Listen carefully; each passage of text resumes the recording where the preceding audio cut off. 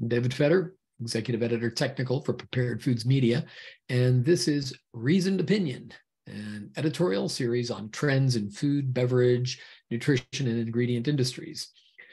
Just so you know, the opinions presented in this series are subjective and solely my own, not necessarily those of any staff, administration, or owners of BNP Media, Inc.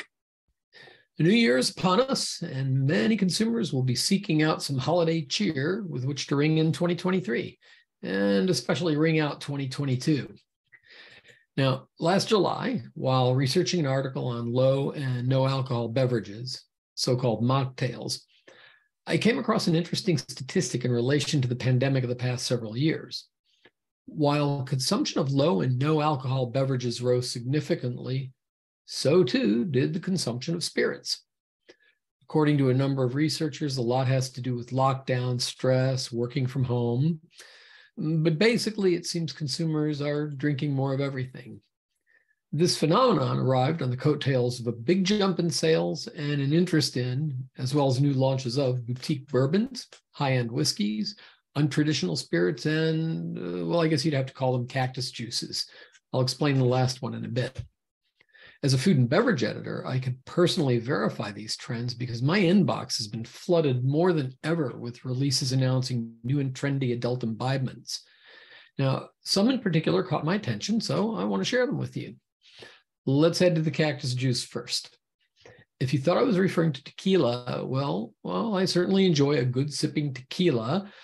The ancient Mesoamerican art of producing wonderful spirits from cactus goes beyond agave. Last year, in reporting on the aforementioned better booze trend, I mentioned a new release of Sotol by Iso Spirits, Inc.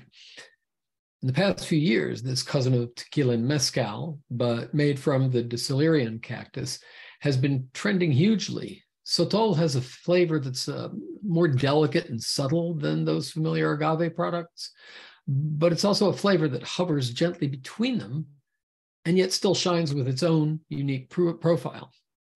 I bring up Sotol again because a new Iso Sotol is being released, Iso Sotol Reposado.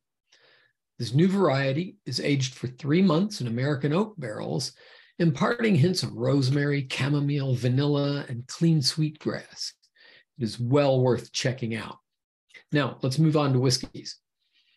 It takes a lot of daring to push the envelope on products that derive their comfort and loyalty from consistency that's based on decades and even centuries of careful adherence to tradition.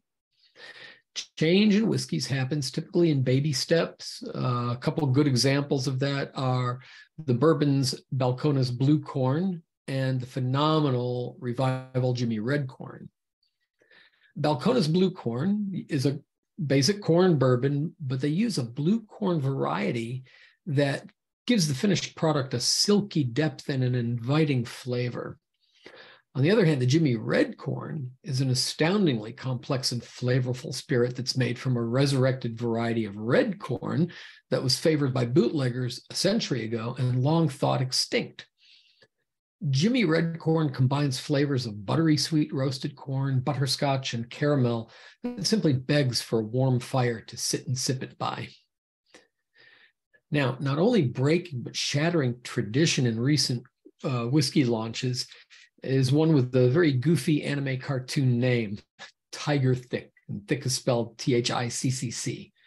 But that name belies its elegant execution. The makers of Tiger Thick broke an until recently unspoken taboo by blending, you better sit down for this, a Japanese single malt aged in Musonara oak barrels and a high corn Indiana bourbon. Now, the first sip pops with ethanol, but as soon as it warms on the palate, the rich flavors emerge and come together in a surprising and most unexpected fashion. They really do complement rather than conflict. It's a Highland-style sweetness and a robust caramelly bourbon body.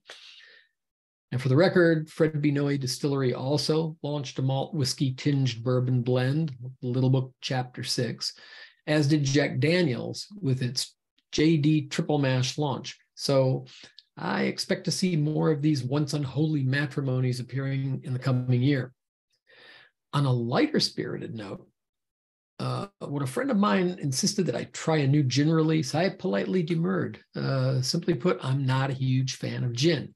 But he told me the story of a young woman, Deirdre Bohan, who became the first female master gin distiller in Ireland, and that she created this ultimate sipping gin over at West Cork Distilleries in Ireland, and it's appropriately named Bohan.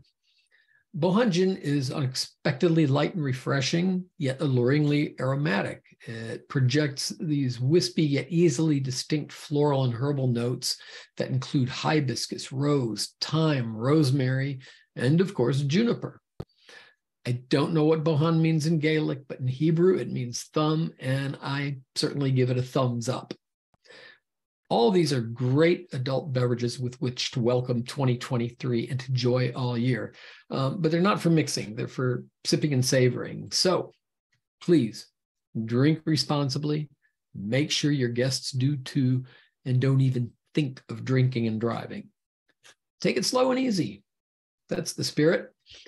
Wishing everybody a wonderful 2023 and beyond, and I look forward to seeing you all soon. Thank you very much. This has been David Fetter, Executive Editor Technical for Prepared Foods Media. Till next time.